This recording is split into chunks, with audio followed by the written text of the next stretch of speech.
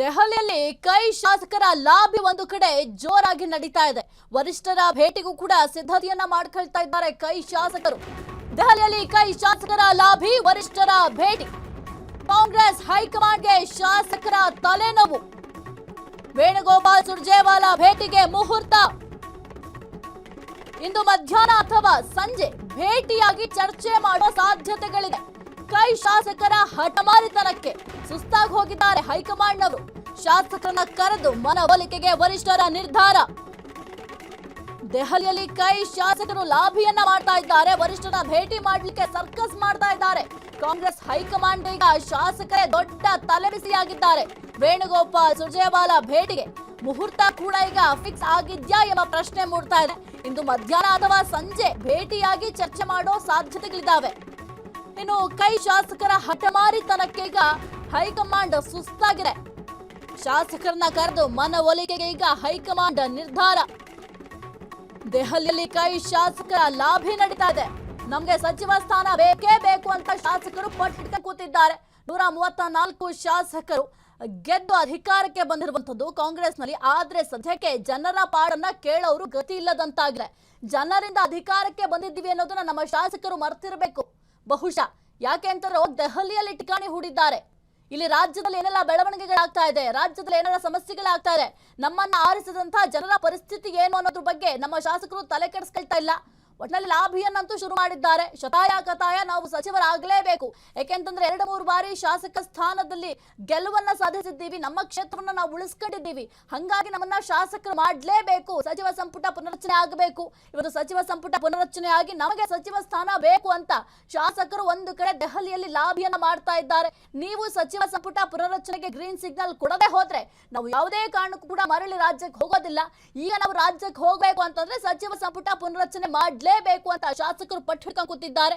ಜೊತೆಗೆ ಇನ್ನು ಮಲ್ಲಿಕಾರ್ಜುನ ಖರ್ಗೆ ಅವರನ್ನು ಕೂಡ ಭೇಟಿ ಮಾಡಿದ್ರು. ಮಲ್ಲಿಕಾರ್ಜುನ ಖರ್ಗೆ ಅವರನ್ನ ಭೇಟಿ ಮಾಡಿ ಈ ಒಂದು ಸಚಿವ ಸಂಪುಟ ಪುನರಚನೆ ವಿಚಾರಕ್ಕೆ ಸಂಬಂಧಪಟ್ಟಂತೆ ಬಹಳ ಹೊತ್ತು ಚರ್ಚೆ ಕೂಡ ಮಾಡಿದ್ದಾರೆ. ಆ ಒಂದು ಸಂದರ್ಭದಲ್ಲಿ ನಾನು ಇದೆಲ್ಲವನ್ನು ಕೂಡ ಹೈಕಮಾಂಡ್ ಗಮನಕ್ಕೆ ತರ್ತೇನೆ ಅಂತ ಮಲ್ಲಿಕಾರ್ಜುನ ಖರ್ಗೆ ಅವರು ಕೂಡ ಹೇಳಿದ್ರು.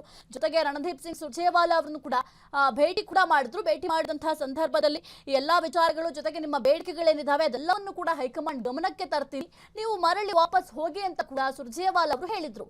ಆದ್ರೆ ಅದ್ಯಾವುದಕ್ಕೂ ಕೂಡ ಸಮ್ಮತಿಯನ್ನ ಸೂಚಿಸಿಲ್ಲ. ನಮಗೆ ಈಗಲೇ ಉತ್ತರ ಸಿಗಬೇಕು. ಈ ಒಂದು ಸಚಿವ ಸಂಪುಟ ಪುನರಚನೆ ಆಗತ್ತಾ ಇಲ್ಲವಾ, ಆಗೋದಾದ್ರೆ ಯಾವಾಗ ಮಾಡ್ತೀರಾ ಅಂತ ಸದ್ಯಕ್ಕೆ ಶಾಸಕರು ಪಟ್ಟು ಹಿಡ್ಕೊಂಡು ಕೂತಿದ್ದಾರೆ. ಜೊತೆಗೆ ವೇಣುಗೋಪಾಲ್ ಅವರನ್ನು ಕೂಡ ಭೇಟಿ ಮಾಡಲಿಕ್ಕೆ ಸಿದ್ಧತೆ ಮಾಡ್ಕೊಂಡಿದ್ದಾರೆ. ಇನ್ನು ಸುರ್ಜೇವಾಲಾ ಅವರನ್ನು ಕೂಡ ಮತ್ತೊಂದು ಸುತ್ತಿನ ಮಾತುಕತೆ ಕೂಡ ಮಾಡಲಿಕ್ಕೆ ಸಿದ್ಧತೆಯನ್ನ ಮಾಡ್ಕೊಂಡಿದ್ದಾರೆ. ಇವತ್ತು ಮಧ್ಯಾಹ್ನ ಅಥವಾ ಸಂಜೆ ಭೇಟಿಯಾಗಿ ಚರ್ಚೆ ಮಾಡಬಹುದು. ಹೈಕಮಾಂಡ್ ನಾಯಕರ ಬಳಿಯೇ ಮಾತುಕತೆಗೆ ನಿರ್ಧಾರ. ಹಿಂದೆ ಕೆಸಿ ವೇಣುಗೋಪಾಲ್ ಸುರ್ಜೇವಾಲಾ ಜೊತೆ ಮಾತುಕತೆ. ಸಚಿವ ಸಂಪುಟ ಪುನರಚನೆಗೆ ಒತ್ತಾಯಿಸಲಿರೋ ಶಾಸಕರು. ರಾಜ್ಯ ರಾಜಕೀಯ ಬೆಳವಣಿಗೆಗಳ ಬಗ್ಗೆಯೂ ಚರ್ಚೆಗೆ ನಿರ್ಧಾರ ಮಾಡಿಕೊಂಡಿದ್ದಾರೆ. ಸಂಜೆ ಭೇಟಿ ನಂತರ ಬೆಂಗಳೂರಿಗೆ ವಾಪಸ್ ಆಗಿದ್ದಾರೆ ಶಾಸಕರು. ಹೈಕಮಾಂಡ್ ನಾಯಕರ ಬಳಿಯೇ ಮಾತುಕತೆಗೆ ನಿರ್ಧಾರ ಮಾಡಿಕೊಂಡಿದ್ದಾರೆ. ಹಿಂದೆ ಕೆಸಿ ವೇಣುಗೋಪಾಲ ಜೊತೆಗೆ ಸುರ್ಜೇವಾಲಾ ಜೊತೆ ಕೂಡ ಮಾತುಕತೆಯನ್ನ ಮಾಡ್ತಾರೆ. ಸಚಿವ ಸಂಪುಟ ಪುನರಚನೆಗೆ ಶಾಸಕರು ಒತ್ತಾಯವನ್ನ ಮಾಡಲಿದ್ದಾರೆ. ರಾಜ್ಯ ರಾಜಕೀಯ ಬೆಳವಣಿಗೆಗಳ ಬಗ್ಗೆಯೂ ಕೂಡ ಚರ್ಚೆ ಮಾಡಲಿಕ್ಕೆ ನಿರ್ಧಾರವನ್ನ ಮಾಡಿಕೊಂಡಿದ್ದಾರೆ. ಸಂಜೆ ಭೇಟಿ ನಂತರ ಬೆಂಗಳೂರಿಗೆ ಶಾಸಕರು ವಾಪಸ್ ಆಗ್ತಾರೆ.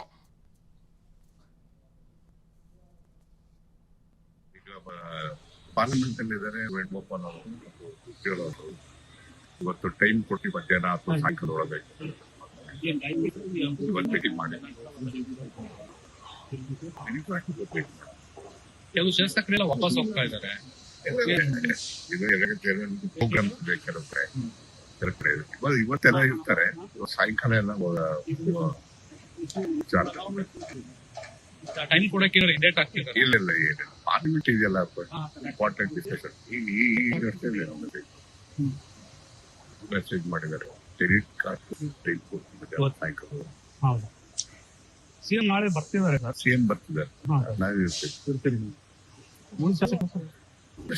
ಅವರು ಇವತ್ತು ಬಂದಿರೋದು ಭೇಟಿ ಮಾಡಬೇಕು ಅಂತ ಹೇಳಿ ಬಂದಿರೋದು. ನಾಳೆ ಇರ್ತಕ್ಕಂಥ ಒಂದು ಪ್ರೋಗ್ರಾಮ್ ಇದೆ. ನಾನು ಇರ್ತೀನಿ, ಮುಖ್ಯಮಂತ್ರಿಗಳು ರಾಹುಲ್ ಗಾಂಧಿ ಅವ್ರ ಭೇಟಿ